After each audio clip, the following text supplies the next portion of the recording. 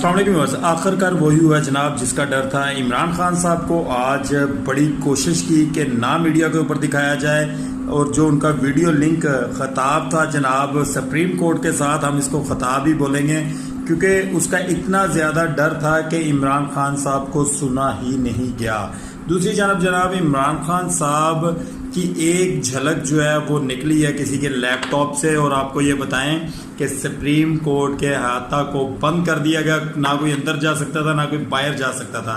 उन्होंने कहा जी ये जो पिक्चर बाहर आउट हुई है इसका जिम्मेदार कौन है, उसको फिल फॉर गिरफ्तार किया जाए।